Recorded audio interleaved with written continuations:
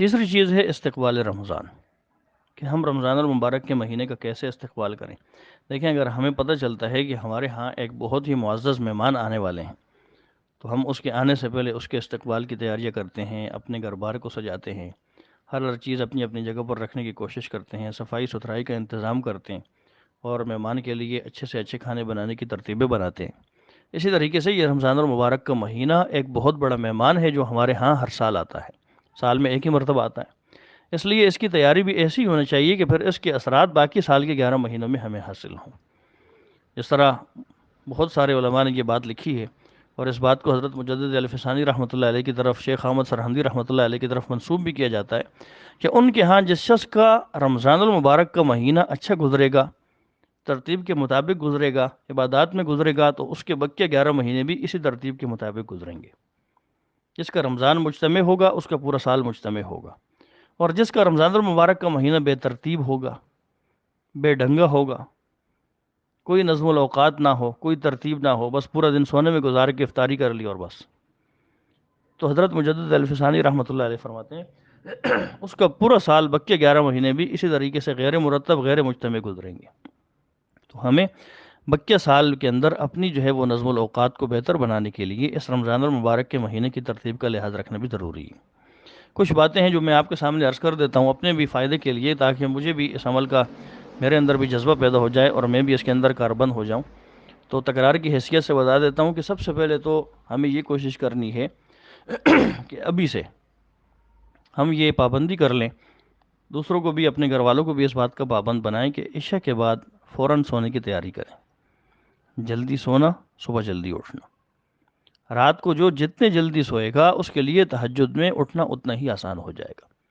تہجد کیا ہے کہ آج کل جیسے کراچی کے اندر 5:30 بجے جو ہے وہ صبح صادق ہو رہی ہے، 5 بجے اٹھ جائیں، وضو کر لیں، 8 نوافل پڑھ لیں، آپ کی تہجد کی نماز ہو گئی، کہ اتنا پہلے اٹھنے کی ضرورت نہیں۔ مثلا آج کل جو ہے وہ عشاء کی نماز مساجد میں 8:15 بجے ہو رہی ہے، 8:30 بجے، 9 بجے، 9 بجے نہیں، 9:30 بجے آپ اپنی ضروریات سے فارغ ہو کر سو جائیں۔ 9:30 تک نہیں سو سکتی، 10 بجے سو جائیں، 10 سے لے کے صبح 5 بجے تک، یہ تقریباً 7 گھنٹے بنتے ہیں۔ 7 گھنٹے انسانی نیند کے لیے بہت کافی ہیں، 7 گھنٹے بہت ہوتے ہیں۔ اگر آپ مسلسل 7 گھنٹے سوئیں، آپ کے لیے 5 بجے اٹھنا کوئی مشکل نہیں ہوگا۔ لیکن آج کل یہ سوشل میڈیا ہے، انٹرنیٹ ہے، موبائل ہیں، ٹی وی ہیں، اور مختلف جو قسم کی خرافات ہیں، ان کی وجہ سے چونکہ ہم دیر سے سوتے ہیں تو ہم پھر تہجد میں اٹھ نہیں سکتے۔ تو سب سے پہلے کام کرنے کا یہ ہے جلدی سونا، جلدی اٹھنا۔ ترمذی شریف کی حدیث میں آتا ہے، نہا رسول اللہ صلی اللہ علیہ وسلم عن ثمرۃ بعد العشاء، اللہ کے رسول نے عشاء کے بعد فضول گپ بازی کرنے سے، ایک دوسرے کے ساتھ بیٹھ کے محفلیں کرنے سے منع فرمایا ہے۔ تو عشاء کے بعد جلدی سونا، آپ عشاء کے بعد صحابہ کو حکم دیتے جلدی سو جاؤ، خود مشورہ کرنا ہوتا تھا حضرت ابوبکر صدیق کے ساتھ بیٹھ جاتے تھے، مشورہ کرتے تھے، صحابہ کو یہ حکم تھا کہ بس جلدی سو جایا کرو، اس وجہ سے تو صحابہ تہجد کے پابند تھے۔ تو رات کو جلدی سونا، صبح جلدی اٹھنا، پہلی بات۔ دوسری چیز تہجد کی عادت ڈالنا۔ تیسری چیز غیر ضروری مصروفیات جو ہے وہ ابھی سے بالکل کم کر دیں، کہ جو کام نہیں کرنے کے، غیر ضروری ہیں مصروفیات، کوئی بھی ایسی نہیں ہے کہ جو ضروری ہوں، ان کو بالکل ختم کر دیں۔ یہ آپ کو رمضان کی ترتیب بتا رہا ہوں کہ ابھی سے ان چیزوں کو اپنا لیں گی تو رمضان المبارک کے مہینے میں بالکل آسانی ہوگی۔ تو تیسری چیز غیر ضروری مصروفیات میں کمی لے آئیں۔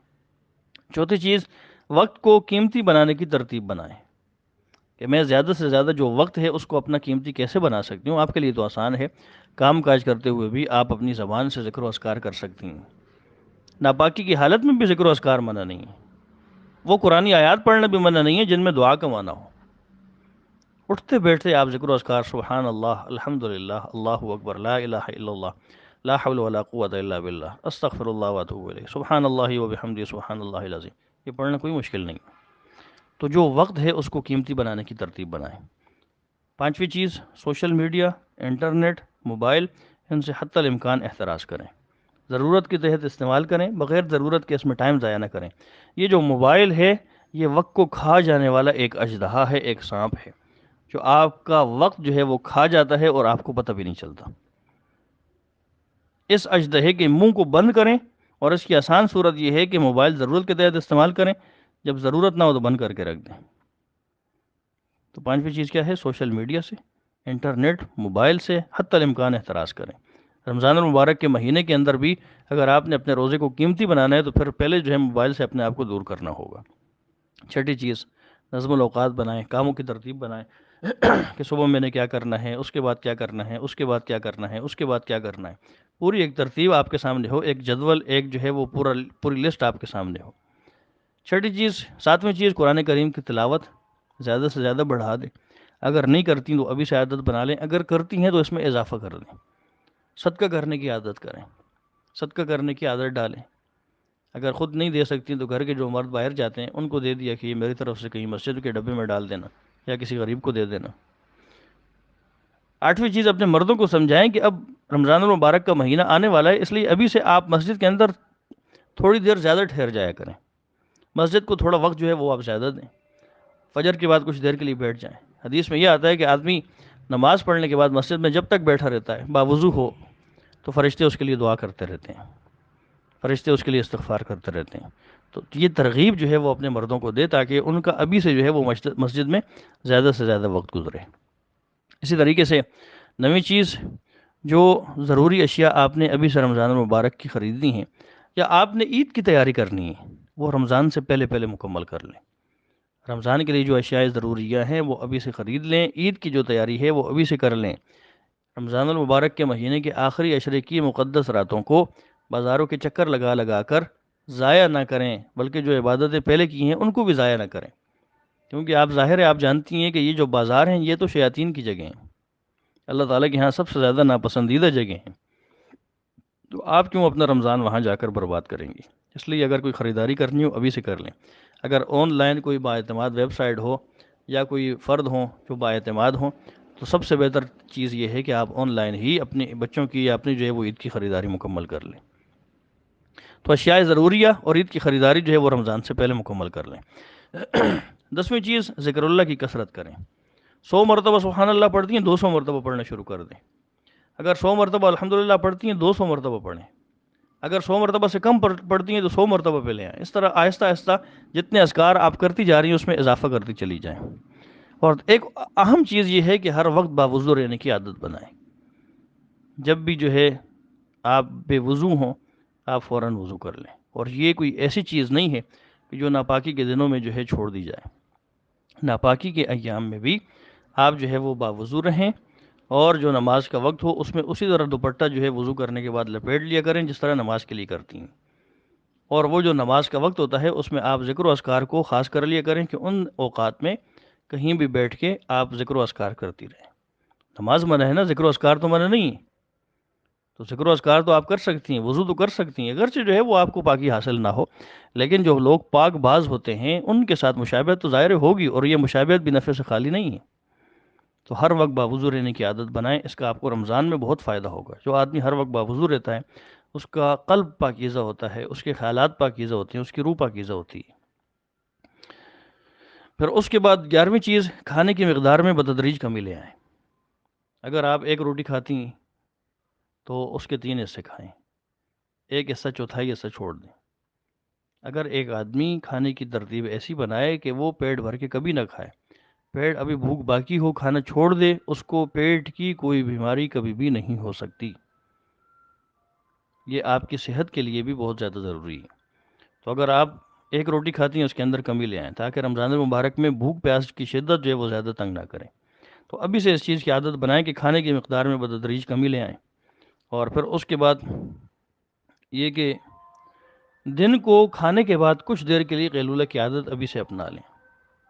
یہ جو دن کا قیلولہ ہوتا ہے یہ سنت ہے، اور بعض عاملین کے نزدیک اگر کسی پر جادو ٹونا ہو، کسی پر نظر بد ہو تو یہ قیلولہ اس چیز کو بالکل جڑ سے ختم کر دیتا ہے۔ یہ اللہ کے رسول کی ایسی مبارک سنت ہے۔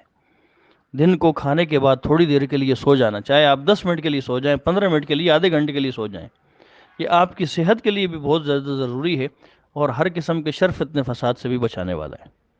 تو ابھی سے یہ عادت بنانی کہ دن کو قیلولہ کرنے کے بعد تھوڑی دیر کے لیے آرام کرنا ہے۔ ظاہر ہے جب آپ تہجد کے ٹائم اٹھیں اور پھر آپ نے جو ہے وہ عشاء فجر بھی ادا کی، پھر اس کے بعد تلاوت بھی کی، پھر اس کے بعد سونے کا موقع نہیں ملا، تو دن کو سونا آپ کے لیے بہت زیادہ ضروری ہے، طبی طور پہ بھی، روحانی طور پہ بھی۔ ایک اور چیز کہ گھر کے جو افراد ہیں رمضان المبارک کے مہینے کے لیے ان کی ذہن سازی کریں، بچوں کو بتائیں کہ رمضان کا اتنا بابرکت مہینہ آنے والا ہے، آپ نے اس دفعہ اتنے روزے رکھنے ہیں، آپ کو اس دفعہ اتنے روزے رکھنے پر اتنا انعام ملے گا۔ جب آپ انعام کی لالچ دیں گی تو بچوں میں روزہ رکھنے کی ترغیب پیدا ہوگی۔ ان کو بتائیں کہ رمضان المبارک کا مہینہ کتنا بابرکت ہے، یہ فضائل سنائیں اور بزرگوں کے واقعات سنائیں کہ وہ کس طرح روزہ رکھا کرتے تھے، ہم اپنے روزے کو کیسے کرامت بنا سکتے ہیں۔ تو گھر کے افراد کی رمضان المبارک کے مہینے کے لیے ذہن سازی کریں، روزوں کے مسائل جو ہے ان سے واقفیت حاصل کریں، کن چیزوں سے روزہ ٹوٹ جاتا ہے، کن سے نہیں ٹوٹتا، کن سے مکروہ ہو جاتا ہے، کون سے کام کرنے کے ہیں، کون سے کام ایسے ہیں جن سے روزے کے درمیان بہرحال ہمیں بچنا ہے۔ تو روزے کے مسائل سے واقفیت ابھی سے حاصل کریں۔ یہ کورس بھی اسی وجہ سے تاکہ مجھے بھی مسائل سے واقفیت حاصل ہو، آپ کو بھی حاصل ہو، ہم سب کو فائدہ ہو۔ اسی طریقے سے دعاؤں کا حد سے زیادہ اہتمام کریں، اخلاق، اعمال، ان چیزوں کے اوپر توجہ رکھیں، ان چیزوں کے اوپر جو ہے وہ نظر رکھیں، ان کے اوپر توجہ دیں، دعاؤں کا حد سے زیادہ اہتمام کریں، کثرت سے جو ہے وہ دعائیں مانگنے کا اہتمام کریں، استغفار کی کثرت کریں، اپنی نیت کو بار بار خالص کریں، اللہ تعالیٰ سے دعائیں مانگتے رہیں جس طرح اللہ کے رسول ہمیشہ مانگا کرتے تھے، اللہم بارک لنا فی رجب و شعبان وبلغنا رمضان، کہ باری تعالیٰ ہمارے لیے اس رمضان المبارک کے مہینے کو اور رجب اور شعبان کے مہینے کو بابرکت بنا، ہمیں رمضان المبارک کے مہینے تک پہنچا، ہمیں نصیب فرما۔ تو یہ دعائیں آپ بھی کثرت سے مانگتے رہیں۔ حضرت عائشہ فرماتی ہیں کہ نبی کریم صلی اللہ علیہ وسلم کے رمضان المبارک کے مہینے میں مجھے 3 فرق محسوس ہوتے تھے۔ پہلی چیز تو ظاہر ہے روزہ، کہ عام دنوں میں آپ روزہ نہیں رکھتے تھے، رمضان المبارک کے مہینے میں روزہ رکھتے تھے۔ دوسری چیز عبادت میں زیادتی، عبادت میں کثرت، کہ آپ جیسی عبادت رمضان میں کرتے تھے عام دنوں میں اتنی عبادت نہیں کرتے تھے۔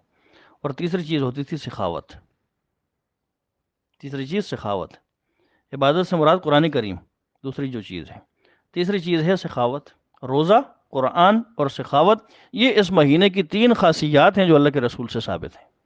آپ نے ابھی سے یہ ارادہ کرنا ہے کہ رمضان المبارک میں ظاہر روزہ تو ہوگا، اس کے بعد قرآن کریم کی تلاوت، رمضان کے ساتھ قرآن کا خاص تعلق ہے۔ رمضان المبارک کے مہینے میں نفلی عبادات میں قرآن کریم کی تلاوت سب سے بڑی عبادت ہے۔ اللہ کے رسول اس مہینے میں باقی نوافل چھوڑ دیتے تھے، قرآن کریم کی تلاوت کے اوپر، سننے سنانے کے اوپر، جبرائیل کے ساتھ دور کرنے کے اوپر حد سے زیادہ اہتمام فرمایا کرتے تھے۔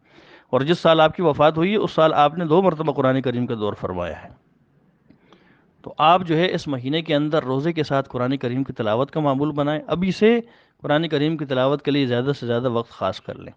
اور پھر تیسری چیز سخاوت ہے، اور وہ صدقے کے ساتھ خاص ہے کہ زیادہ سے زیادہ صدقہ ادا کرنے کی کوشش کریں۔